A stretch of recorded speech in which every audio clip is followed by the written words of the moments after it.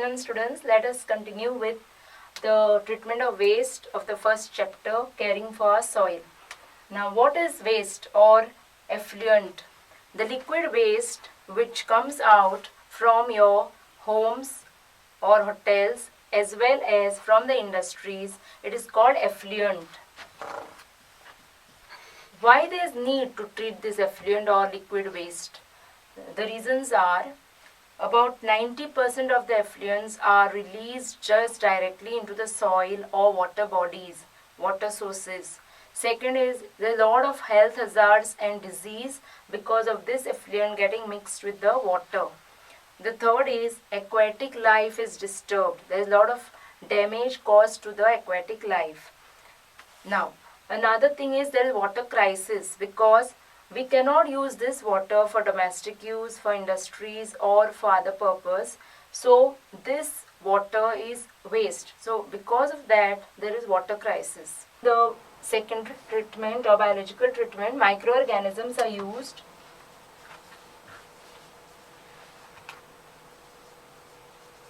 And also there is oxygen taking place. So oxidation. So the waste is aerated. So it remains here for 2 to 4 hours where the microorganisms will convert the organic matter to a useful form.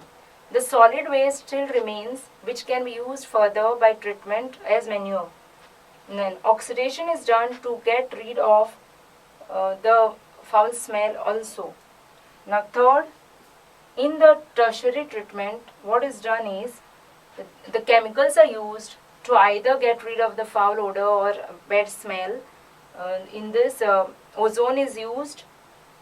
Then there is chlorine to kill the germs. And if the water has still to be used for irrigation and other industries, then only it is treated further by passing UV rays in quartz tubes. The waste is passed to the quartz tubes and UV rays are given there. So all the pathogens are killed by this way. Now coming to the sludge which settles down, after all this treatment, the sludge which settles down is further treated or used as manure. Now in this biological treatment, there are many ways where they use.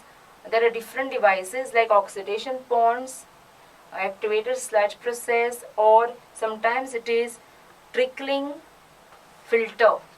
But the mechanism is same where microorganisms are used. In oxidation pond and others, there may be a mixture of any of the organisms over the pebbles or the stones. There is also 60% methane which is produced by this, which can be used as a valuable cooking gas. Now, so in the third one, what is done is actually it is a chemical treatment. So the nitrates, phosphates or other chemicals which are there are also removed by this method. So it reduces eutrophication of the water bodies.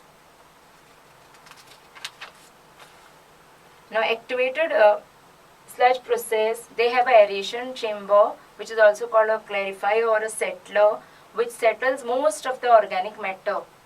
Now coming to the biological treatment, that is the next subtopic we have. This is, don't get confused, this is also called biological treatment, but we have other treatment of waste by using microorganisms and other living organisms. That is called again biological treatment, which is our next subtopic. Now what is done here? The solid and liquid waste are both treated by using microorganisms in the biological treatment. So there are many advantages and disadvantages also. The first one is it brings down the level of the health hazards or the disease. The treatment of waste brings about the disease rate comes down or decreases, health hazards, because it removes the organic matter from the waste. Second is the dried sludge can be used as manure. So farmers can buy this instead of fertilizers. Then it also controls pollution of air as well as water. Then sometimes CH4 is produced in the process, which can be used as a cooking fuel. Now, there are some disadvantages also of the biological treatment of waste. One is it is expensive. It is expensive because it needs a lot of expense for setting up the treatment plant, but it is one time investment. Now, operating cost is also high. You need skilled labor or trained person to use or monitor the working of the process. Then maintenance and monitoring has to be done, means every time. We cannot just keep it for 2 months. Every time, every week it has to be cleaned or monitored properly, the process.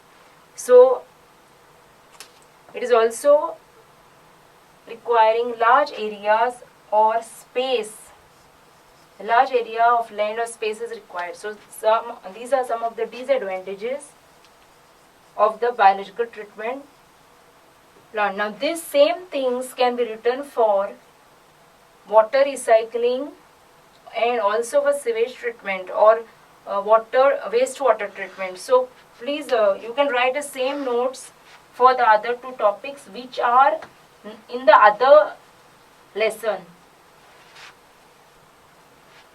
So for biological treatment of or effluent treatment, for water wastewater treatment and water recycling, these points are the same because it is actually the same. So we are doing some biological treatment methods.